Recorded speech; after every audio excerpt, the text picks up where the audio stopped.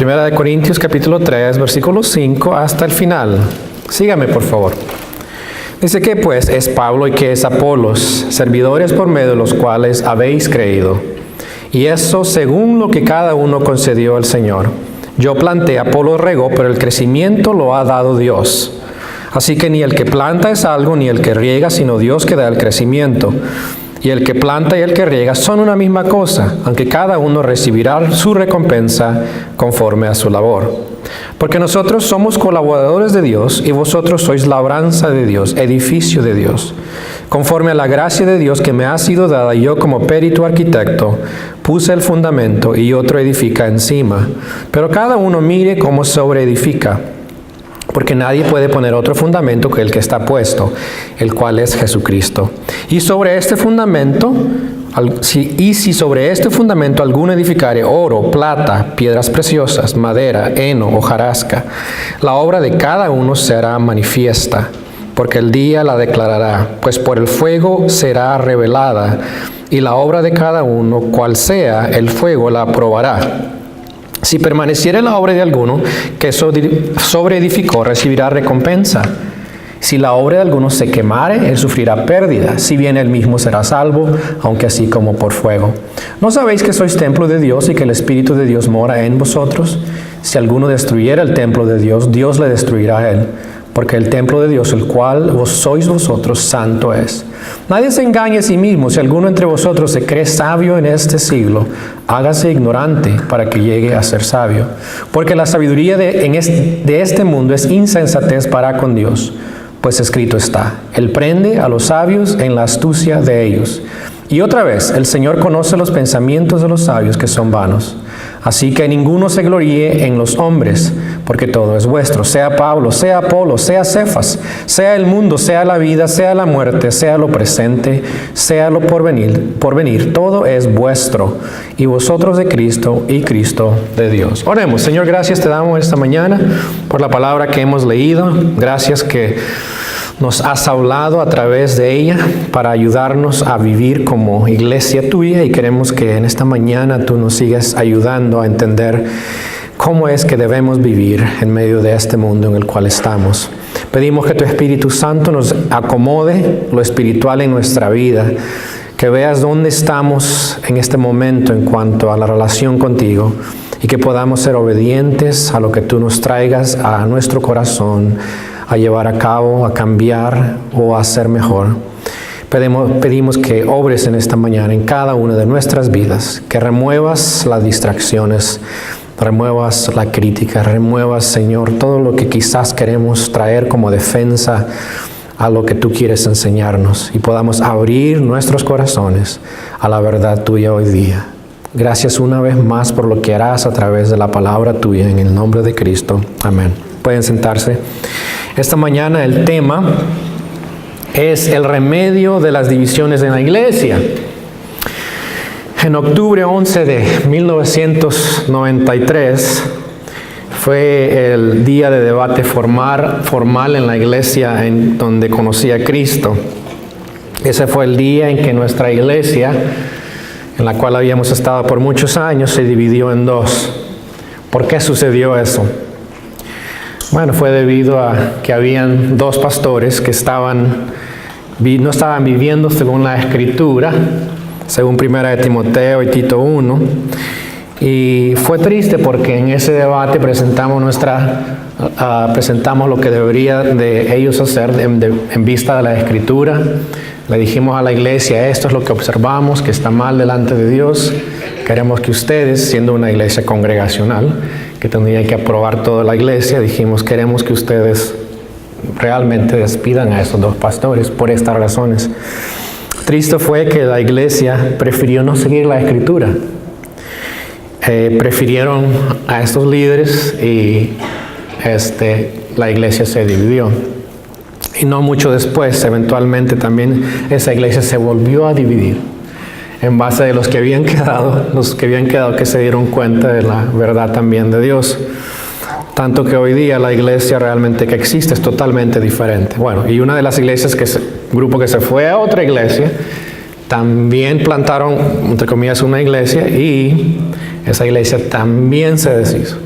lo que hace es la división, es muy común hoy día. Quizás si les pregunto a algunos de ustedes que han estado en la vida de la iglesia por mucho tiempo, quizás van a contarme alguna historia de división. Alguien les va a contar eso. Son comunes. Sucedió también en la iglesia de Corinto.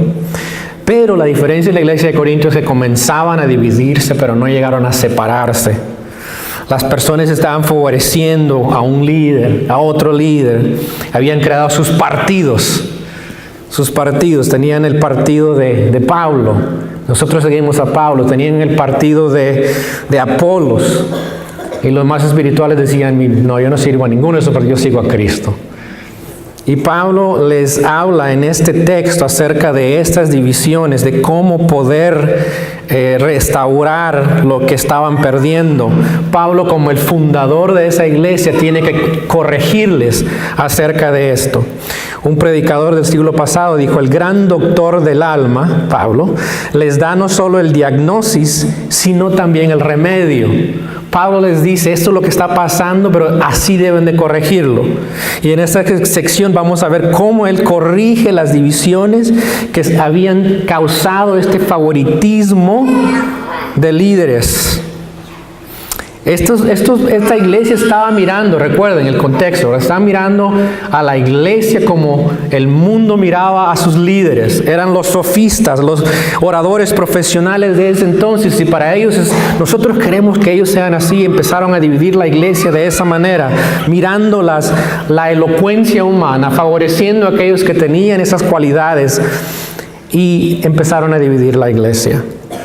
Este texto en esta mañana nos va a ayudar no solamente a mirar cómo se cura eso, cuál es el remedio, pero a la vez también prevenir las divisiones en nuestra iglesia.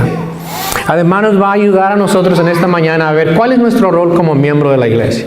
¿Qué debo de hacer yo como miembro de la iglesia?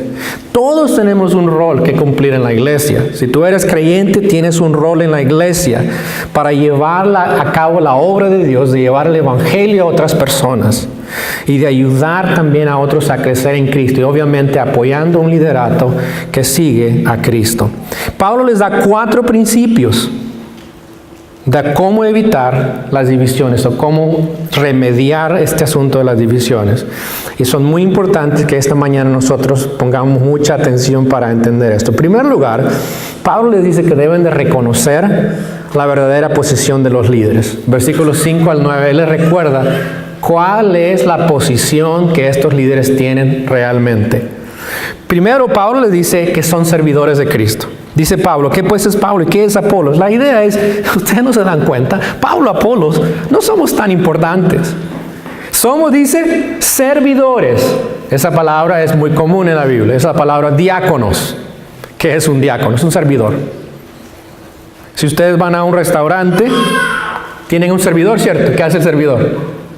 Les trae la comida, todo está bien. Esa es realmente la idea de esta palabra de un servidor, es que es esa persona que sirve a otros. Pablo dice, nosotros somos servidores de Cristo, somos los que traemos a ustedes el mensaje de Dios. Somos nosotros los que estamos sirviéndoles, somos los meseros del Señor. Ellos los estaban poniendo aquí en alto, uno aquí, uno acá, y Pablo dice, no, momento, nosotros somos servidores que estamos aquí, somos sus meseros, somos sus servidores. Y les explica varias maneras cómo eran los servidores. Primero, les dice, por medio de los cuales habéis creído. Somos esos servidores por medio de los cuales nosotros trajimos el evangelio de Cristo. Eso les dice Pablo.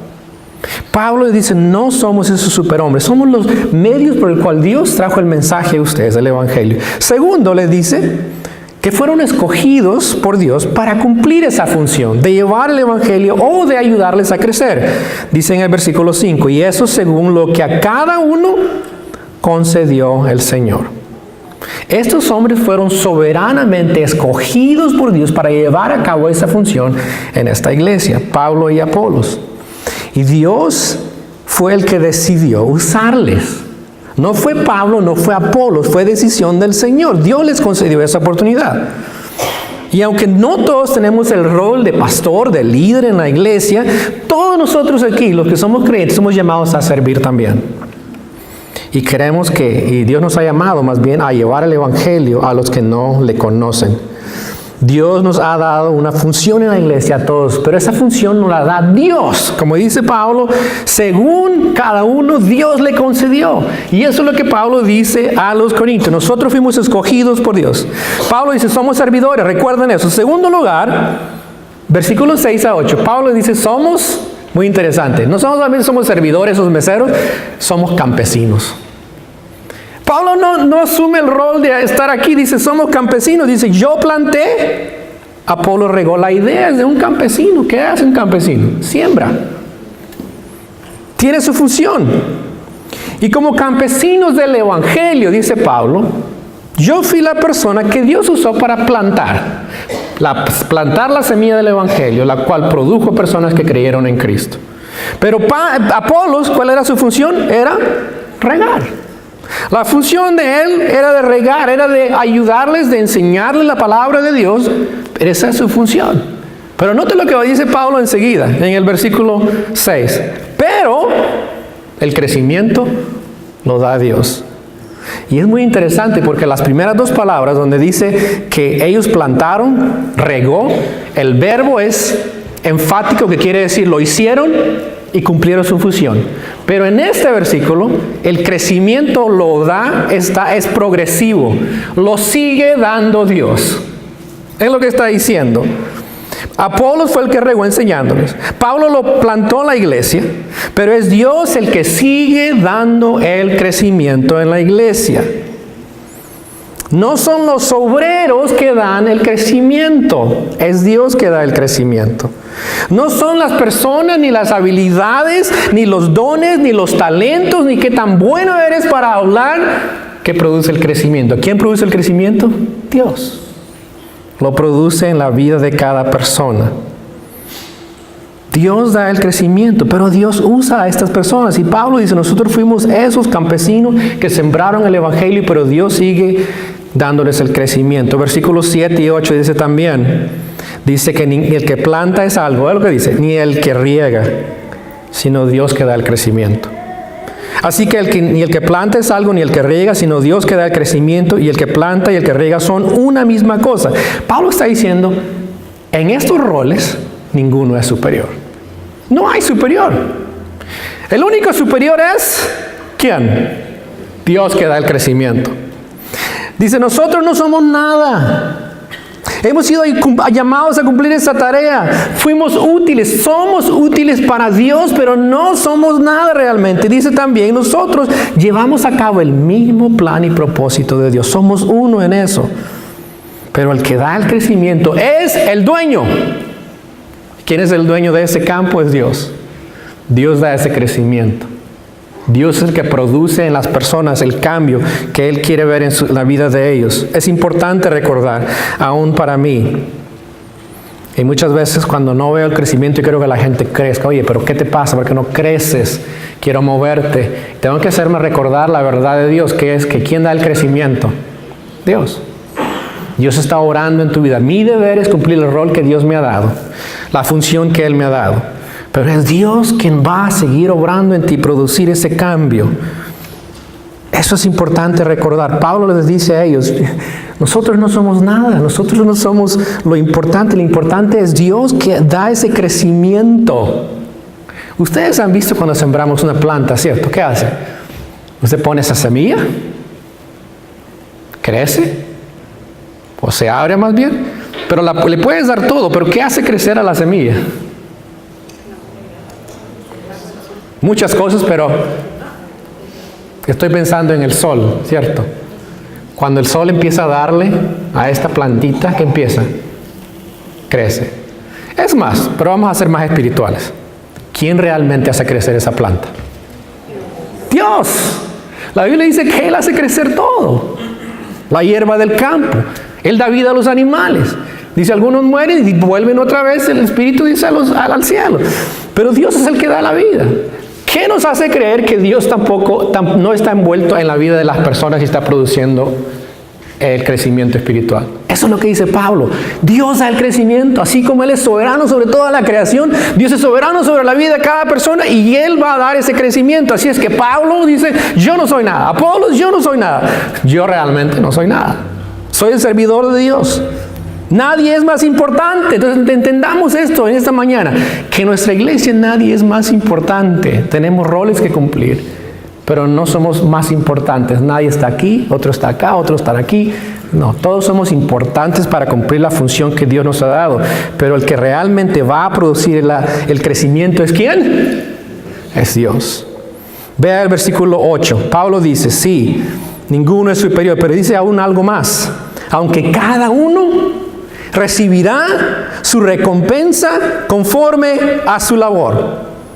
Pablo dice, cada uno de nosotros, yo Pablo, yo Apolo y Apolos, vamos a recibir la recompensa del dueño de la iglesia conforme, dice, a su labor. Dios es el que puede juzgar el trabajo de esa persona. Lo va a hacer, Pablo va a explicar más adelante. Dios va a juzgar el trabajo de cada uno, del tuyo, del mío, de cada servidor, de cada pastor, de cada líder. ¿Y qué va a hacer? Va a recompensarle de acuerdo a su labor, de acuerdo al rol de ellos. Así es que Pablo está diciendo, ustedes están tratando de poner a un líder más en alto que en otro. Dicen, no hagan eso. Porque el único que sabe cómo lo ha hecho es Dios. Y es Dios quien va a dar a esa persona la recompensa de su labor. Ustedes no pueden juzgar eso. Y es más, el capítulo 4 de 1 de Corintios, Pablo va a hablar más sobre eso. Es decir, cómo es posible que nosotros no podemos juzgar a la persona que está como líder. ¿Por qué? Porque dice Pablo, ni yo mismo puedo juzgarme. El que me va a juzgar es Dios. Además nos recuerda que como líderes, especialmente nosotros que servimos en este rol de líder, nosotros no debemos buscar nuestros propios intereses. No debemos de buscar nuestra recompensa. Ni las posiciones, ni los elogios. Todo eso no es lo que Dios nos ha mandado a buscar. La recompensa viene de Dios y solamente de Él. Y pensar que lo vamos a recibir de otra forma es contrario a lo que la Escritura dice. Pablo dice, no, todos nosotros seremos recompensados por Dios por su labor.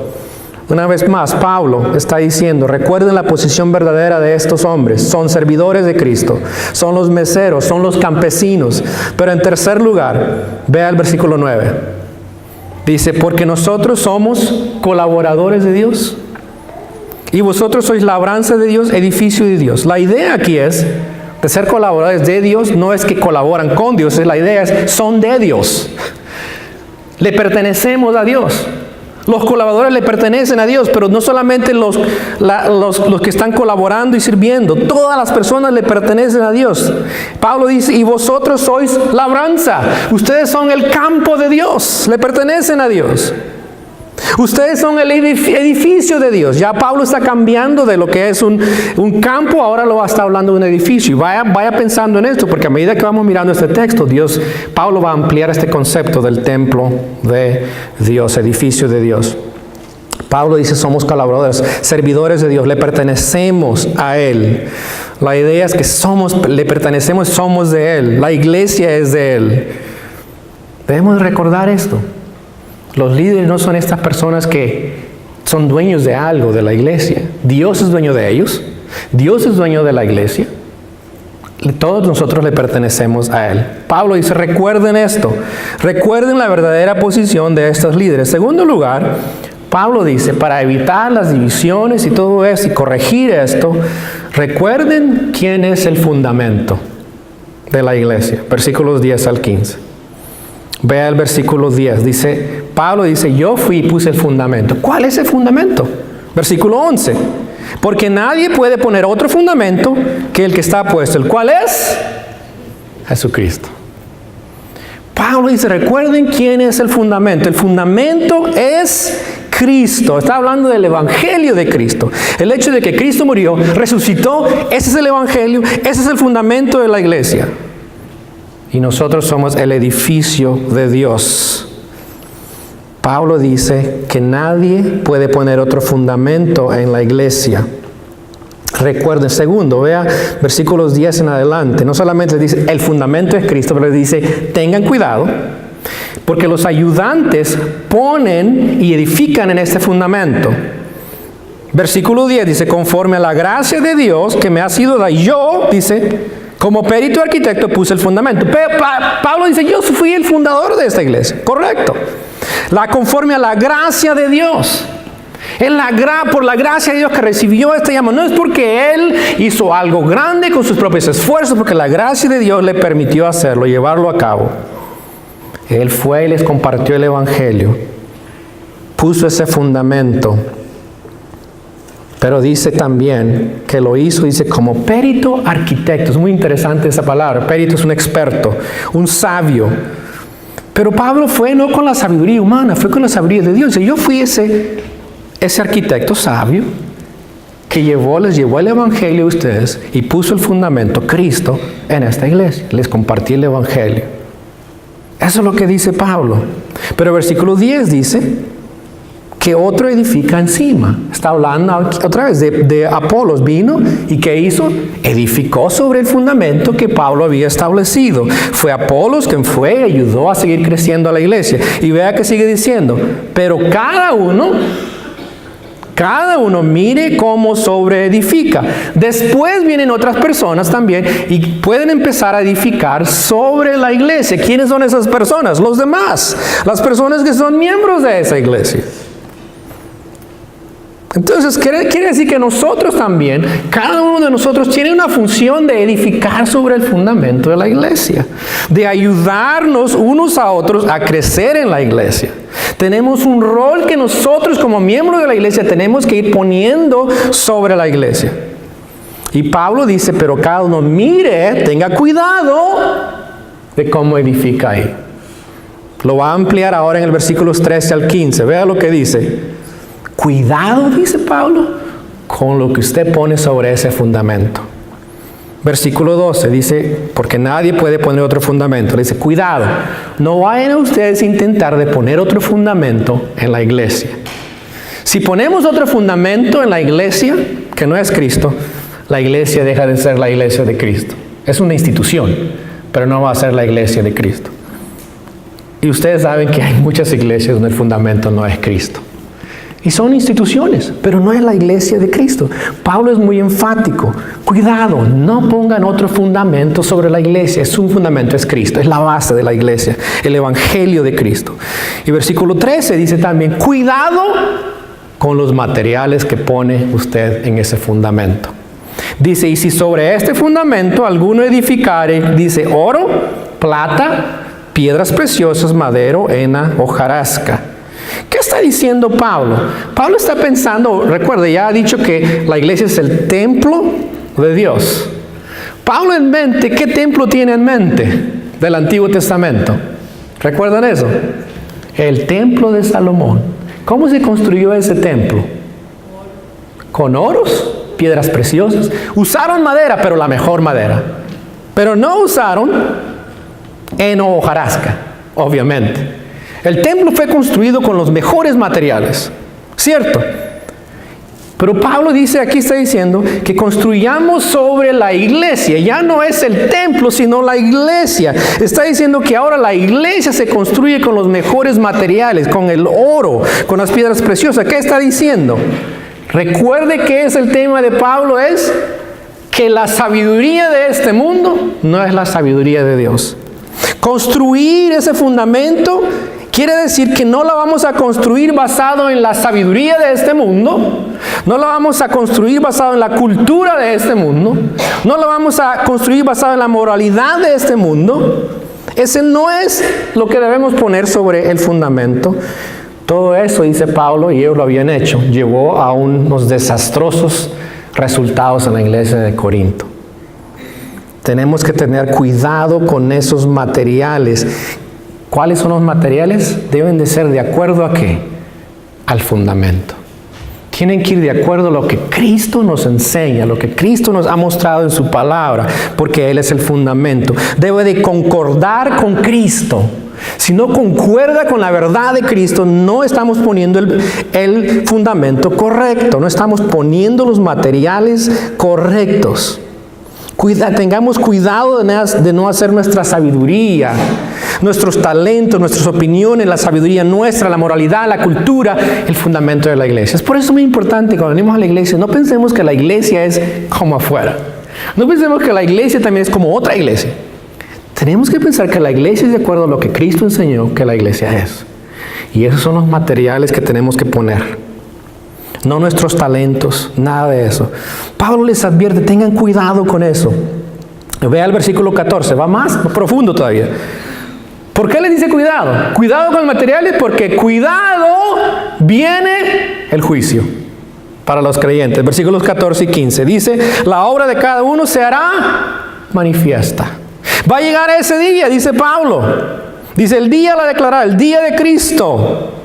Es muy probable, si usted vea 2 Corintios 5:10, es el juicio de los creyentes, donde cada uno de nosotros va a ser juzgado conforme a lo que hemos hecho. Y Pablo dice, vamos a aparecer ante el tribunal de Cristo, ante el bema de Cristo. Romanos 14:10 y 11 también.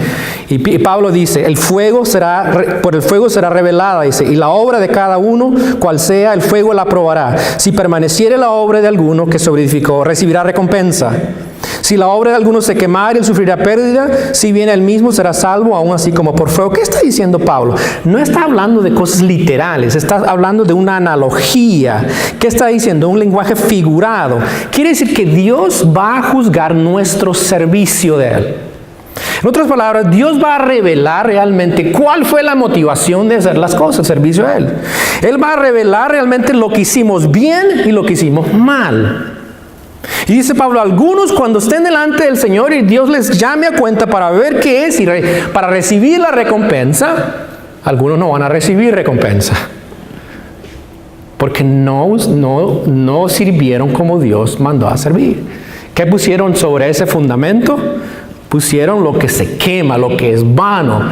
Es las intenciones malas que tenemos, las cosas que a veces hacemos solamente por hacerlas. Dios dice, va a llegar ese momento en que Dios va a revelar realmente si lo que hicimos para Él valió la pena o no valió la pena. Y algunos, dice, es un poco radical aquí Pablo. Si algunos de ustedes no van a recibir nada, dice, de panzazo van a entrar al reino. ¡Wow! Ahora, yo no entiendo todo esto, pero lo que puedo decir es que Dios no me debe nada a mí, ¿cierto? Dios me quiere recompensar por mi servicio a Dios. Dios te ha llamado a esta iglesia a servir en esta iglesia, a edificar correctamente sobre este fundamento que es Cristo, pero de acuerdo a lo que Él nos enseña en su palabra. Y Dios dice, voy a recompensarte por eso. Dios no tiene que recompensarnos, pero lo va a hacer. Y por otro lado también, no va a recompensar a aquellos que piensan, no, yo lo voy a hacer como yo quiero. Y yo voy a poner lo que yo quiero. No funciona así. Pero Pablo dice, tengan cuidado, no dice júzguense unos a otros, sino ten tu cuidado. Tú y yo tenemos que tener cuidado sobre qué estamos poniendo sobre ese fundamento. Porque Dios nos va a mandar a llamar a cuentas. Dice Él, esa persona que no construye lo correcto sufrirá pérdida. Dice, la recompensa la perderá, pero no perderá su salvación. Pablo les dice a los de Corinto, recuerden quiénes son esos líderes que tienen. Pablo también les dice, recuerden quién es el fundamento de la iglesia. Y en tercer lugar, les dice Pablo, vean en el versículo 16 y 17, que la iglesia es el templo de Dios. Versículos 16 y 17. Dice, ¿no sabéis que sois templo de Dios y que el Espíritu de Dios mora en vosotros? No debe de haber divisiones, dice Pablo. ¿Por qué? Porque la iglesia es el templo de Dios. Pablo dice, sí, en el Antiguo Testamento había ese templo. Y la idea era que en ese templo moraba la presencia de Dios.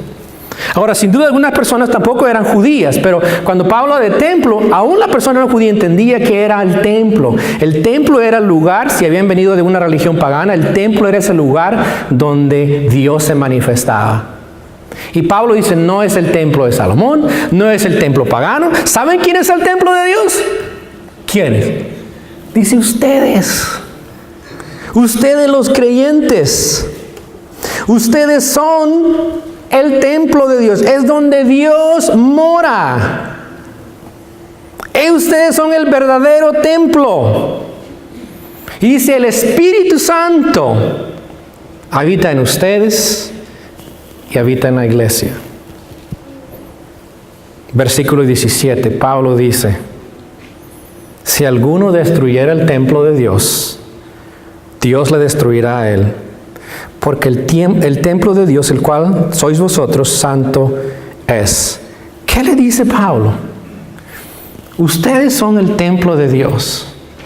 Tengan cuidado porque las divisiones que están provocando, están haciendo, pueden destruir el templo de Dios. Y si ustedes destruyen el templo de Dios, Dios les va a destruir a ustedes.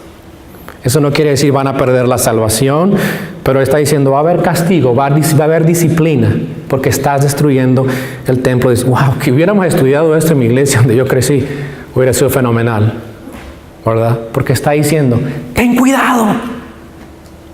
Dios te ha escogido a la iglesia para habitar entre ellos, con la presencia de Dios mismo. Quiere decir que, escúcheme esto, cuando alguien viene a la iglesia, tiene que sentir la presencia de Dios en este lugar. Pero no por el edificio. ¿Por quién? ¿O quiénes? Por ustedes, la iglesia de Dios. Ustedes que han dado su vida a Cristo, ustedes son el templo de la morada de Dios. Y Pablo dice, la morada de Dios era santa, era pura, tenía que mantenerse libre de la contaminación del mundo. Pero cuando ustedes tienen este tipo de divisiones, ¿están haciendo qué? Destruyendo el templo de Dios. Y Dios va a destruirles también. Eso es fuerte. Y no lo digo yo, lo dije Dios, ¿cierto? Tengamos cuidado de que nosotros no nos hallemos tratando de destruir el templo de Dios. Porque el templo de Dios es sagrado. ¿Saben quiénes son ese templo? Díganme quiénes. Ustedes. Queremos mantener este templo puro. Vamos a luchar por eso porque Dios nos manda a hacer eso. Pablo les dice a la iglesia en Corinto, realicen, entiendan que la iglesia es el templo de Dios y ustedes deben de mantenerla sagrada y pura y no destruirla con sus divisiones. Y en cuarto lugar, Pablo les dice, rechacen la sabiduría de este mundo y reciban la sabiduría de Dios. Dice versículo 18, nadie se engaña a sí mismo. Si alguno entre vosotros se cree sabio en este siglo, hágase ignorante para que llegue a ser sabio. Pablo dice para mantener la iglesia unida, hagan esto. Primero, dice, paren de seguir la sabiduría humana. Qué gran consejo es eso para la iglesia. Porque muchas veces nosotros estamos escuchando el consejo de este mundo. Los corintios estaban escuchando los sofistas, las ideas contemporáneas, la cultura, estaban consumidos por ello y les llevó al fracaso. Y Pablo está corrigiendo en esta carta a la iglesia, está ayudándola a desentender el plan de Dios para la iglesia. Y en este caso miramos que él les dice, paren de seguir la sabiduría de este mundo. Y es más, les dice en el versículo, háganse ignorantes para que llegue a ser sabio. ¿Qué está diciendo Pablo? Recuerden, el contexto es la locura de la cruz. Es la necedad de la cruz. Pablo no está diciendo no sepan nada, no entiendan nada. Pablo está diciendo háganse ignorantes creyendo la cruz de Cristo, siguiendo el plan de Dios, creer en esa locura de la cruz y no seguir la sabiduría del mundo, porque ahí en la cruz de Cristo está la sabiduría. Háganse ignorantes de las cosas del mundo, pero seamos sabios en la sabiduría de Dios. Si tú no has creído en Cristo, todavía estás ahí, que no sabes dónde estás, crees en Cristo, no crees en Cristo, Dios te está invitando a ser parte de la iglesia, está invitando a que seas parte de su templo, está invitando a que vengas y recibas la sabiduría de Dios que se encuentra en la cruz de Cristo. Eso es lo que Pablo predicó, eso es lo que la Escritura nos enseña que debes creer. Esa es la base y el fundamento de la iglesia. Y Pablo dice, ustedes háganse ignorantes a lo del mundo. No estamos interesados en lo que el mundo dice de nosotros. No estamos interesados en lo que el mundo quiere decirnos que debemos de hacer en la iglesia. Estamos interesados en ¿quién? En Cristo y en la cruz de Cristo. Y en seguir poniendo el fundamento que Él nos ha mandado a poner. Versículo 19. Pablo dice, la sabiduría humana es una locura delante de Dios. Porque la sabiduría de este mundo es insensatez para con Dios. Pues escrito está, Él prende a los sabios en la astucia de ellos. Y otra vez el Señor conoce a los pensamientos de los sabios que son vanos. Pablo sigue diciendo que la sabiduría de este mundo es insensatez para Dios. Está citando a Job 5:13 para mostrar que la sabiduría de Dios es superior a la sabiduría de cualquier sabio de este mundo. Dios los captura, los prende en su astucia humana. En otras palabras, nadie puede decir yo soy mucho más astuto que Dios. Dice, no, Dios prende a los sabios de este mundo. Es superior a la sabiduría. Cristo sabe, Dios sabe. Y además dice también, citando el Salmo 94:11, dice, el Señor conoce los pensamientos de los sabios que son vanos. Dios sabe que estos sabios tienen pensamientos que son vanos, que no sirven de nada, que no son útiles para nada, y por eso es que la sabiduría de este mundo es locura delante de Dios. Y en tercer lugar, vea el versículos 21 al 23. La sabiduría de Dios reconoce que todo es nuestro en Cristo. Cuando lea estos versículos, piense en qué pasaje le recuerda, si ha leído algunos pasajes en la Escritura. Dice así que ninguno se gloríe en los hombres, porque todo es vuestro, sea Pablo, sea Apolo, sea Cefas, sea el mundo, sea la vida, sea la muerte, sea lo presente, sea lo porvenir, todo es vuestro, y vosotros de Cristo y Cristo de Dios. ¿Qué le hace recordar? ¿Algún texto en la Biblia? Romanos 8. Nada que nos separará del amor de Cristo. Y da una lista de cosas que son muertes, persecución, todo eso. Nada nos separará. Pablo está diciendo, dejen las preferencias de líderes que llevan a las divisiones. Y la razón es que todo le pertenece a Cristo. Absolutamente todo. Le pertenece a la iglesia, le pertenece a este mundo, le pertenece la vida, le pertenece la muerte, todo es de Él y todo es de ustedes. Lo que no está diciendo es esto, ustedes son dueños de todo y deben decir que son dueños. No, está diciendo, ustedes le pertenecen a Cristo y como ustedes le pertenecen a Cristo, todo les pertenece a ustedes. No es al revés la cosa. ¿Está claro eso? No seamos necios pensando que la iglesia es nuestra y que debemos de seguir haciendo lo que nosotros queremos. Pablo dice, no, recuerda, todo le pertenece a Dios, incluyendo tu vida, la muerte, Pablo, son de Dios. Le pertenece y todo es tuyo. No te preocupes, todo es tuyo también, porque estás en Cristo. Nada nos va a separar de su amor en Cristo. Estamos en Cristo, todo nos pertenece. Pero recuerda, no es al revés, todo te pertenece a ti y piensas que la iglesia es tuya. La iglesia es de Cristo, la iglesia no es mía, es de Cristo. Y le pertenecemos a Él. Recordemos estos principios cuando haya esa tentación, esa inclinación de querer causar división en la iglesia a través de murmuración, a través de cualquier otra queja. La iglesia es de Cristo. Recuerda estos principios. Reconocer la verdadera posición de los líderes. Somos servidores de Cristo. Recordar quién es el fundamento de la iglesia. Es Cristo. Y debemos tener cuidado que construimos sobre ella.